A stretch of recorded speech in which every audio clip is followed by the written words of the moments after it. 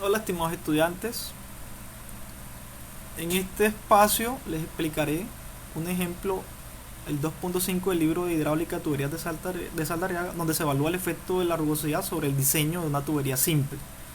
El enunciado es: de acuerdo con el diseño agronómico de un sistema de riego localizado de alta frecuencia para cultivo de mango, es necesario transportar un caudal de 60 litros por segundo entre la bocatoma sobre una quebrada cercana a la finca y a la estación de fertirrigación.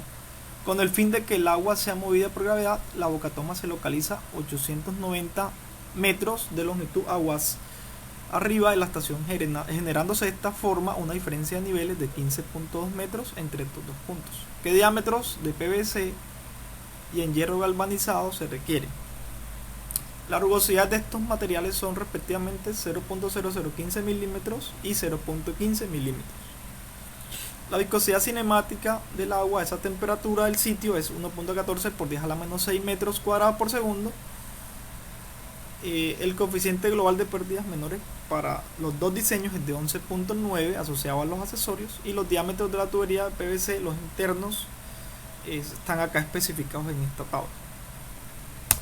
Entonces lo que se hace es que primero se diseña con el tubo en PVC, se colocan los valores: viscosidad cinemática, rugosidad. Para el PVC el diámetro se calcula, que es la incógnita, gravedad, longitud, coeficiente global de pérdidas menores, diferencia de altura entre los puntos de interés y el caudal de diseño, que son los 60 litros por segundo pasados a metros cúbicos por segundo. En este caso vamos a utilizar la metodología. Hay tres métodos, les recuerdo, les dejaré el enlace para que vean, para que los evalúen. El primer caso de diseño de una tubería simple es cuando las pérdidas menores son pequeñas comparadas con la fricción. El segundo caso es cuando las pérdidas menores son relativamente altas comparadas con la fricción. Entonces ese es el caso de altas pérdidas menores. Y el tercer método, que combina los dos casos, es el diseño alternativo de tuberías. Es aún más simple. Bueno, todos estos métodos son simples, como verán. Entonces acá vamos a utilizar el caso donde las pérdidas menores son pequeñas en comparado con las pérdidas por fricción. Entonces el primer paso es: la primera iteración es que la pérdida por fricción se asume como la diferencia de altura topográfica. Entonces sería 15.2. ¿Sí? El diámetro se va partiendo del más chiquitico, que es 0.80 metros, o sea, estos milímetros pasados a metros. 0.08, perdón, porque es dividido entre 1000. Se calcula la velocidad con esta ecuación de Kohler-Uruguay, Darcy-Weisbach, la combinación de estos, teniendo en cuenta todos estos datos y estos supuestos. Se calcula el área como pi diámetro al cuadrado sobre 4. El caudal es velocidad por área. Se verifica que este caudal sea mayor o igual al de diseño. Entonces vemos que 0.006 es menor que este. Las pérdidas menores como el coeficiente global de pérdidas menores por la velocidad al cuadrado sobre 2g. Entonces seguimos con la misma HF supuesta, que es H, 15.2. O sea, sigue con el siguiente, para la redundancia, partimos con el diámetro posterior, el que sigue, que sería 103 milímetros, o sea 0.103 metros. Diámetro interno, se calcula la velocidad con esta misma ecuación área. Vemos que el caudal aún no supera el diseño. Seguimos con el siguiente, que es 152, o sea 0.152 metros. Se calcula la velocidad, vemos que el caudal aún no lo supera. Seguimos con el de 200, que sería 198 milímetros o 0.198, que es este. Y vemos que ahora sí el caudal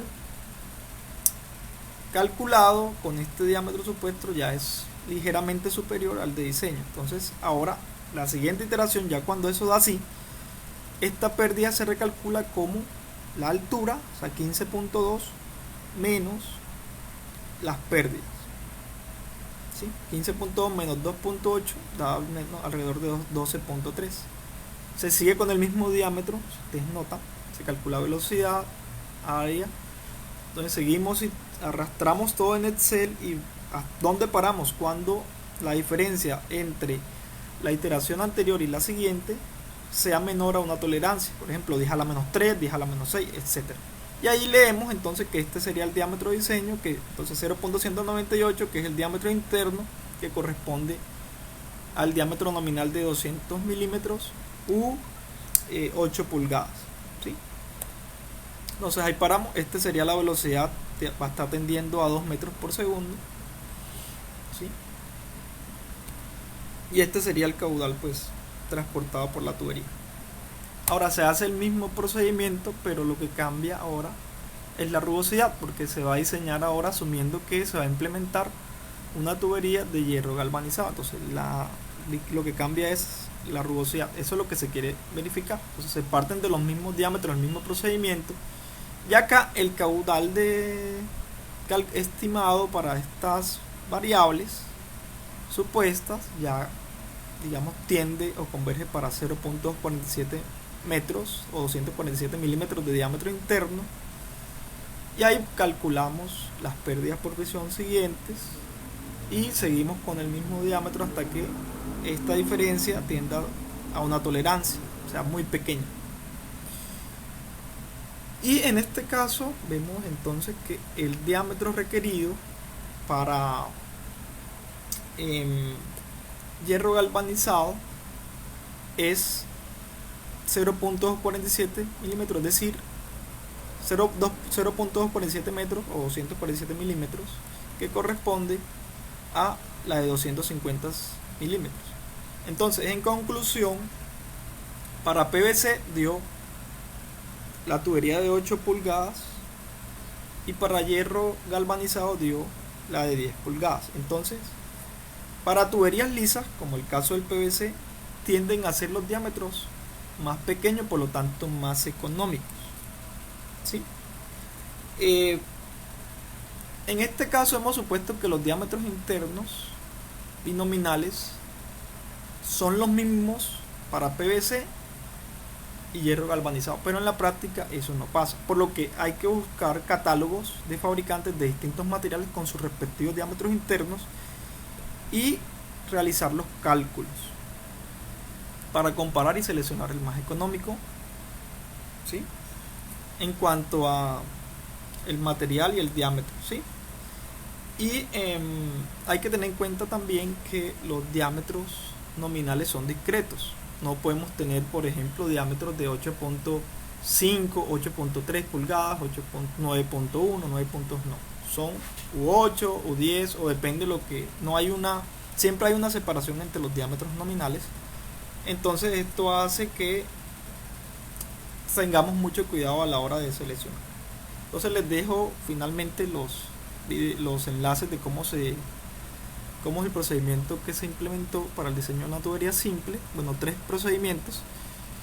Y quedaría atento a sus comentarios. Muchísimas gracias. Que estén muy bien.